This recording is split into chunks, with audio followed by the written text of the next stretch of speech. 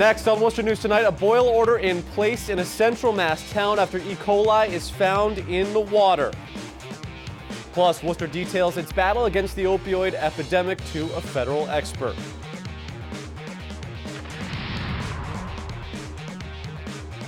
Good evening. Thanks for joining us. I'm Tim McCone. We begin tonight in Uxbridge, where residents are being advised to continue boiling their water as the town collects samples to test for E. coli bacteria. The drinking water warning was issued this weekend after E. coli was found in a routine water sample collected in North Uxbridge. Tonight, local businesses are being impacted. Our Rosalind Flaherty was in Uxbridge earlier and joins us now with more. Rosalind?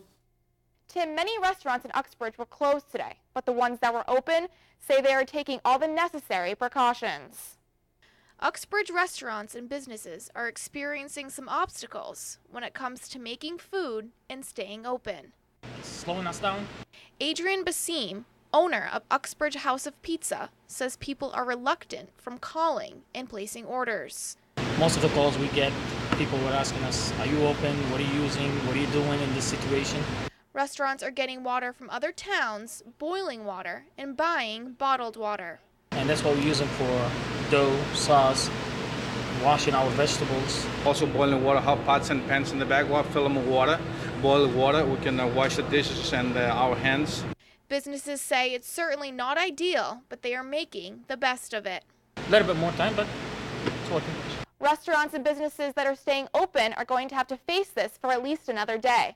This evening, the town said the water warning will remain in effect until Wednesday. Tim?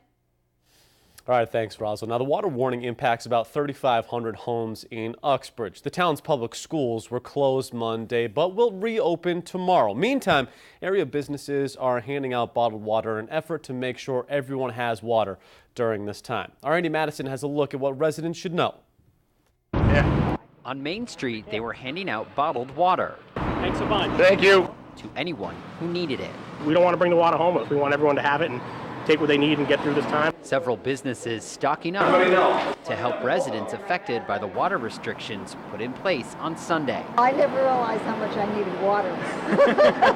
At first I said, so that's okay. Then I went to go get a dish and I went to go wash it and I'm like, what am I doing? Washing this dish? I can't wash this dish. I gotta boil water. Oh no. A routine sample taken from an area along Hartford Avenue in North Uxbridge tested positive for the E. coli bacteria. Town officials reported it to the state and put the boil water advisory in place. The Department of Environmental Protection is working with the town, conducting several tests looking for the presence of coliform. Coliform, like I said, is an indicator, so at that point in time, we contacted DEP. We initiated our emergency response plan, which entails chlorinating and flushing the system. It's unclear where the coliform may have come from. The town manager says construction may have contributed to the issue. And it's unclear how long the advisory will last. Thank you. Making bottled water a hot commodity in Uxbridge this week. Hopefully it only lasts a few more days. You can't put a time frame on the testing. It's science-based, not deadline-based, so we have to wait until we have those 2 successful tests. Andy Madison, Worcester News Tonight. A town water distribution center is being set up at the Uxbridge DPW Tuesday beginning at 9 a.m. Well, a Dudley man accused of stabbing another man is expected to face a judge. 33-year-old Brian Walsh was arrested early Sunday morning after police say he attacked a man using a kitchen knife. Walsh and the victim had been drinking together just before it happened. The victim was taken to the hospital and is expected to be okay. Massachusetts State Police are investigating an accident that ripped a pickup truck in two. This happened around 6:30 this morning on 290 eastbound near Church Street. As you can see here, the cab was completely separated from the rest of the frame. The driver was thrown from the car and is now in the hospital. A federal expert moderates a town hall meeting on the city's opioid epidemic. Mary Lou Leary works with the White House on drug control policy. She heard concerns about a lack of funding for treatment in Massachusetts. Our Olivia Lemon was there and has the latest. The addiction part takes over the part that's in recovery. Nobody focuses on the part that we're getting better. People focus on the part that we were using. Daria is a student at the Rockdale Recovery High School in Worcester. She says there is a stigma for people who are in recovery. Monday, at a panel discussion on drug policy and opioids, she and others were able to share their stories. There are few things that are more important for young people than having that kind of supportive community to just kind of wrap around them and help them get the treatment, help them get the support they need. Mary Lou Leary was the moderator of the panel. She is the Deputy Director of State, Local, and Tribal Affairs for the Office of National Drug Control Policy. Leary says a lack of funding is a critical problem in helping with treatment and recovery for addicts.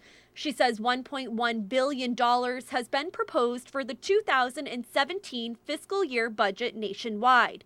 More than half of this will go towards treatment options. It's the highest amount of funding that has ever been requested for treatment. It's a real statement about how the thinking on substance use disorder has changed. Statistics from the Worcester Police Department show more than 1,000 overdoses were reported in 2015, and officers have responded to more than 400 in the city this year.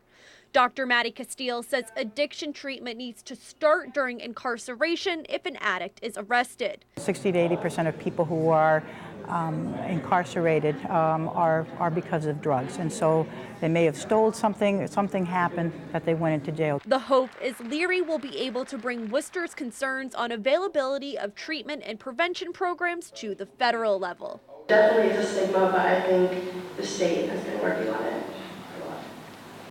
Olivia Lemon, Worcester News Tonight. City manager Ed Augustus is trying to get more food trucks at the Mercantile Center downtown. Now, according to the Worcester Business Journal, he sent a letter to City Council saying another food truck zone in the city would benefit residents and visitors. The WBJ also reports there will be a neighborhood meeting about it on June 29th. There's already an area for food trucks by the Worcester Memorial Auditorium. Well, you might remember we told you the story of a custodian at WPI who, after years of study, also earned his degree this spring. Today, the university announces he's landed a new job. According to WPI's The Daily Herd, Michael Voudray has accepted an engineering job at Pratt & Whitney in Connecticut. Voudray juggled classes and his full-time custodian job at the university. He graduated just last month. He will continue his custodian job through June, but will relocate to Connecticut to start his new position in July. There are new developments in the unsolved murder of Molly Bish. The Worcester County District Attorney says 24 pieces of evidence collected from the crime scenes will be submitted to a lab for enhanced DNA testing. That will happen in September when the upgraded tests become available. It's been 16 years since Bish disappeared from her lifeguard post at Cummins Pond. Her remains were found 3 years later in nearby Palmer. This is voluminous. Well, we've gone back through all of the evidence boxes and taken 24 pieces of material that we're going to test for DNA. But I'm hopeful that, out of the 24, something gives us a break, something points us in the right direction, helps us find Molly's killer. Worcester Public Schools are officially on summer vacation. This means a lot of kids looking for activities to do outside. Today, city officials cut the ribbon to a new bike path in the Main South neighborhood. Our Brittany Schaefer was there and has more. So this is it's a great way to open up summer. The first day of summer also marks the opening of a new bike path in Worcester. 1, 2, 3. City leaders say the quarter-mile path will help link the Main South neighborhood to the Worcester Boys and Girls Club. It's clearly safer to have a dedicated path for kids to be riding their bikes if they're coming from one side of the neighborhood to the other, as opposed to trying to compete with traffic. It provides a really safe spot. If they wanted to have an activity to get the kids continue to be active, they could come here and there's no traffic. It's such a safe space. $3 million in federal funding helped pay for the bike path. It will be lit at night and will provide pedestrian and bike access for the Main South neighborhood.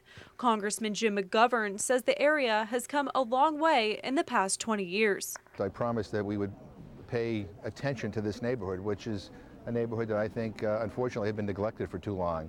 Well, this is the next kind of milestone in a project of transforming the Kilby Hammond Gardner neighborhood. And I think it's so important not to come out and look at with plight and problems, but potential and possibilities. And I'm really glad that people kind of caught onto that vision, being able to see, hey, this is a great neighborhood to invest in. Another positive feature of this path is it gives kids in the busy Main South neighborhood another place to play outdoors. As awesome as the Boys and Girls Club is, it has no outdoor space.